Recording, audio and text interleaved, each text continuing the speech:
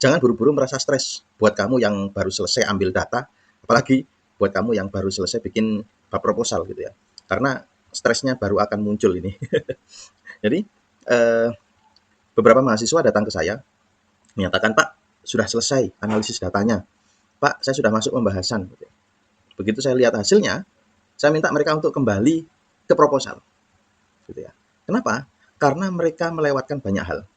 Pertama, mereka melewatkan acuan instrumen.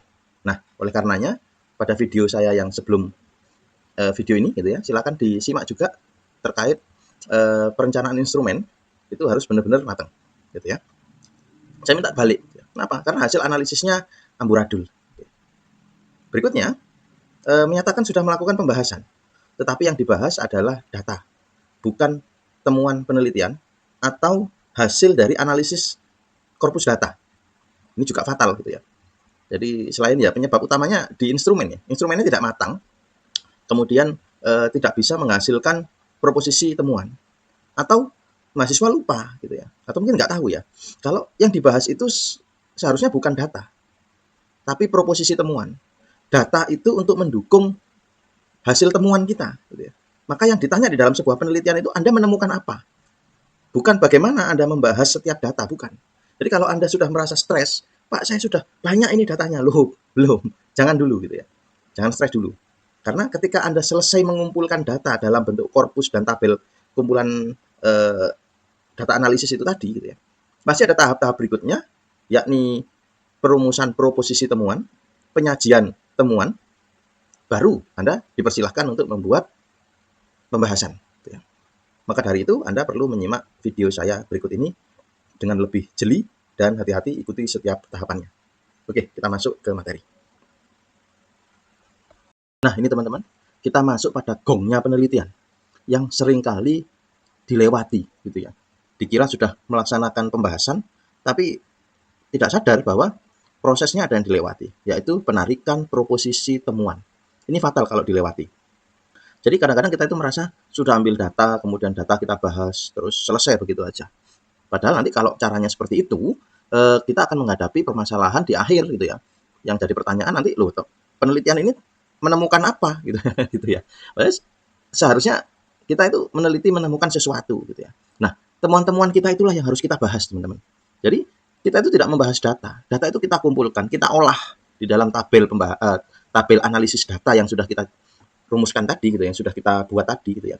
Sebelum ini kan tabel ini kan untuk menganalisis. Judulnya aja analisis korpus data gitu ya. Bukan pembahasan korpus data gitu ya. Setelah dianalisis korpus data itu baru kita tarik proposisi temuan. Setelah menjadi proposisi temuan baru kita lakukan pembahasan. Itu urutan yang benar ya teman-teman ya. Jadi jangan sampai gegabah gitu ya, untuk tiba-tiba membuat pembahasan sebelum menarik proposisi temuan. Ya, di sini ada tahap penarikan proposisi temuan pada tabel analisis data dan pembahasan.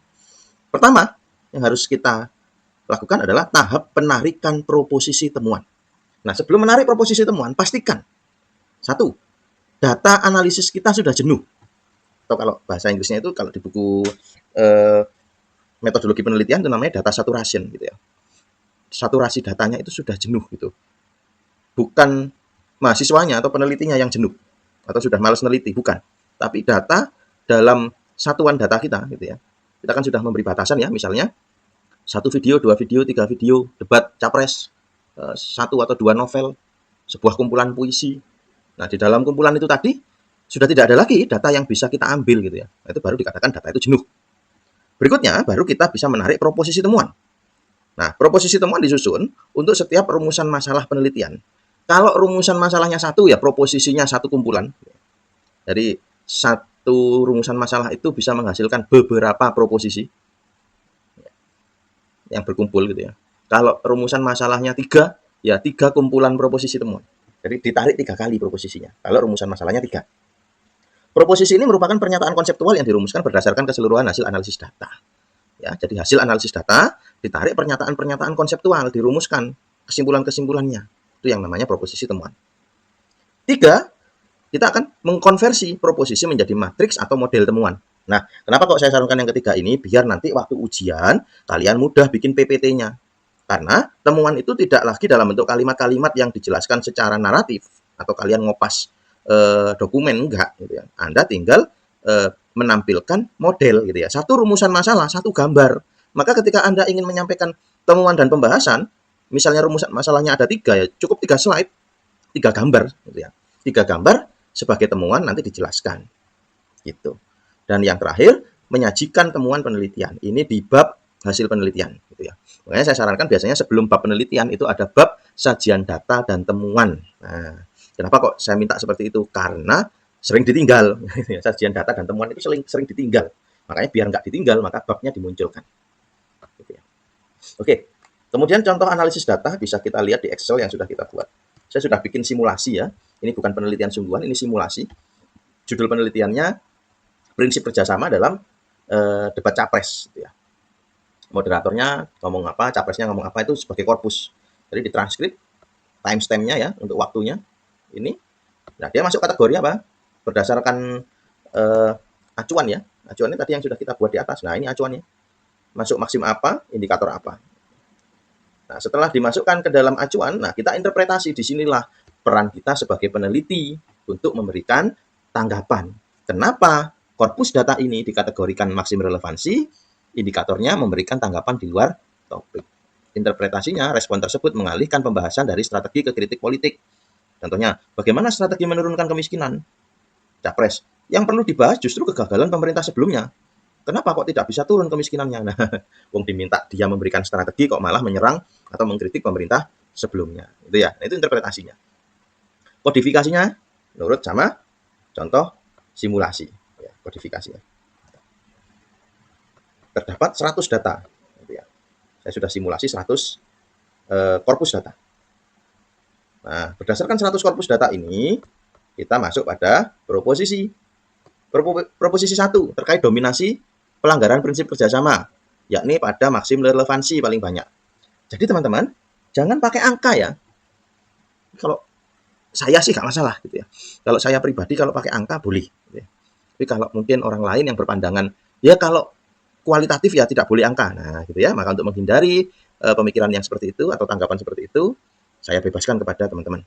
Pakai angka atau tidak. Tapi kalau saya pribadi, saya tidak anti terhadap angka meskipun itu kualitatif. Kenapa? Karena angka-angka yang ditunjukkan di dalam penelitian kualitatif itu hanya untuk mendukung pernyataan kualitatif. Jadi asesmen sikap, ya tidak suka, kurang suka, itu bisa menjadi kualitatif. Ya, memang pada dasarnya kan kualitatif. Hanya saja ketika ada angkanya, maka dia sedikit bergeser ke pendekatan atau pemikiran kuantitatif. Cukup kita tidak perlu untuk menghitung gitu ya. Jadi nggak perlu dihitung, misalnya dibuat prosentase gitu, nggak perlu gitu ya. Kalau dibuat ke prosentase atau sampai dibuat mana yang lebih menonjol, kemudian dicari hubungannya gitu ya. Bagi saya kalau yang kuantitatif itu ya yang ketika dihitung hubungan gitu ya. Selama tidak dihitung hubungan atau tidak distatistikkan gitu ya, maka itu tidak bisa dikatakan kuanti menurut saya gitu ya. Kalau yang lain merasa, waduh Pak takut nanti dikira kuanti, ya sudah tidak perlu angka. Seperti ini, dominasi pelanggaran prinsip kerjasama terdapat pada maksim relevansi. Nah, pengalihan isu dan respon yang tidak menjawab pertanyaan menjadi bentuk pelanggaran yang paling dominan. Jawaban yang tidak memenuhi kebutuhan informasi menjadi kecenderungan pelanggaran pada maksim kuantitas. Klaim dan tuduhan tanpa bukti menjadi kecenderungan pelanggaran maksim kualitas. Ini kan indikator ya. Indikator pada maksim kualitas. Tuturan ambigu dan berbelit-belit menjadi kecenderungan pelanggaran maksim cara. Ini indikator pada maksim cara. Yang keenam, pelanggaran prinsip kerjasama dalam debat capres menunjukkan kecenderungan menghindari substansi pertanyaan melalui pengalihan isu, perluasan info, dan penyampaian klaim tanpa bukti. Nah, P1 dominasi kategori, P2 indikator kategori 1, P3 indikator kategori 2, P4 indikator dominan kategori yang ketiga, P5 indikator dominan pada kategori yang keempat. P6 itu representasi dari interpretasi, ya, kesimpulan dari interpretasi. Jadi interpretasi sebanyak ini saya ambil satu kesimpulan. Pak, apakah harus disusun seperti ini? Tidak. Kalau ini saya cari yang sederhananya aja. Misalnya Anda menemukan lebih banyak lagi proposisi temuan yang menarik-menarik, silakan. Gitu ya. Silakan aja dicari disampaikan proposisi temuan yang menurut kalian ada di dalam hasil analisis ini. Kalau saya cuma 6 ini aja. Dominasi prinsipnya ya, dominasi maksim, kemudian dominasi indikator pada setiap maksim, dan kesimpulan dari interpretasi saya. Ini udah sangat cukup. Gitu ya. Nah, setelah itu, P1, 2, 3, 4, 5, 6, Anda minta AI, misalnya pakai AI nggak apa-apa. Gitu ya. Untuk membuat matriks temuan. Seperti ini ya, matriks temuannya. Nah, ini loh yang saya maksud tadi ditaruh di PPT, teman-teman. Jadi biar kamu nggak kebingungan bikin PPT-nya. Mungkin ini kebanyakan kata-kata ya, kebanyakan tulisan, nanti bisa diminta AI-nya untuk mengurangi atau membuat yang lebih sederhana. Nah, ini namanya matriks, teman-teman. Itu oke. Semoga bisa dipahami dengan baik bagaimana proposisi temuan harus dilandaskan terlebih dahulu setelah analisis data. Sebelum kita masuk pada tahapan pembahasan proposisi. Nah, ini saya besarkan ini ya. Kita masuk berikutnya pada tahapan pembahasan proposisi. Setiap proposisi temuan menjadi dasar dalam menyusun pembahasan. Pembahasan dilakukan dengan pola seperti ini. 1. Proposisinya disampaikan. Ya. Pembahasan diawali dengan menyampaikan proposisi. Kemudian proposisinya dijelaskan, dideskripsikan, dinarasikan. Kemudian proposisinya dibuktikan. Ya, 1 hingga 3 contoh korpus data. Jumlah data lain yang karakteristiknya serupa. Berikutnya interpretasi peneliti terhadap data tersebut. Yang keempat, proposisi tadi dikaitkan dengan teori. Jadi, lakukan interpretasi gitu ya. Dengan teori pendukung yang relevan dengan temuan kamu tadi. Yang kelima, menegaskan argumentasi peneliti dengan paragraf penegasan. Pembahasan diakhiri dengan argumen peneliti sebagai sintesis.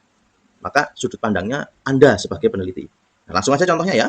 Misalnya proposisi 2, pengalihan isu dan respon yang tidak menjawab pertanyaan menjadi bentuk pelanggaran paling dominan. P2 tadi apa? Pengalihan isu dan respon yang tidak menjawab pertanyaan menjadi bentuk pelanggaran paling dominan.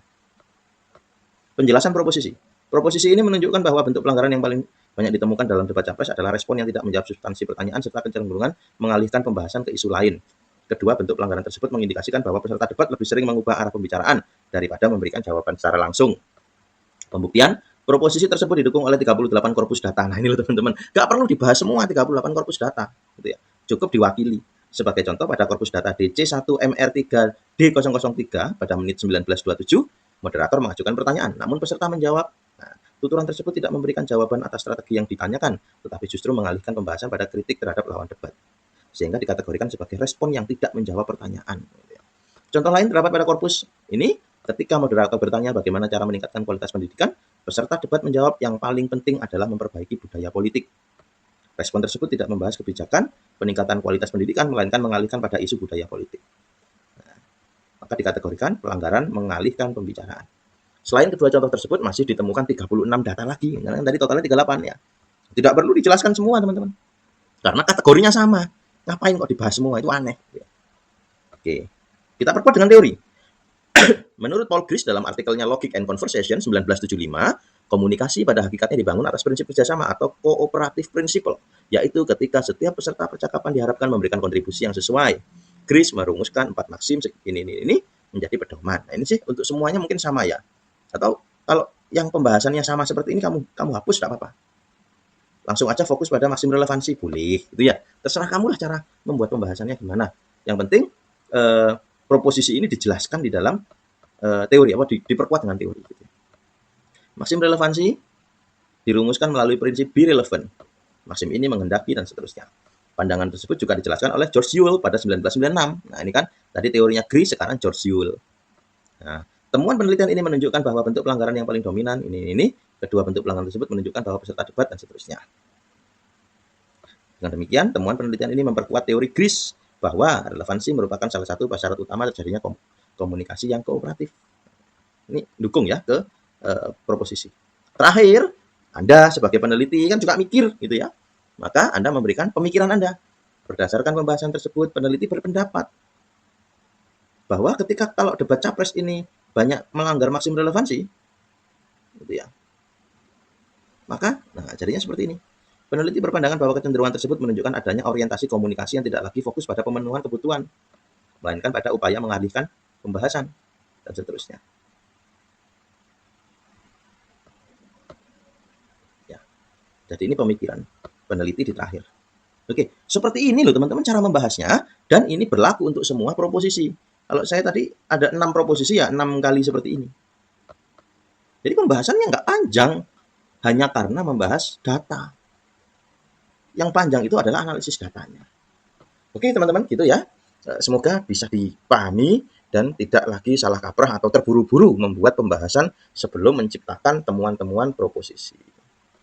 Oke ya. Terima kasih. Assalamualaikum warahmatullahi wabarakatuh. Semangat.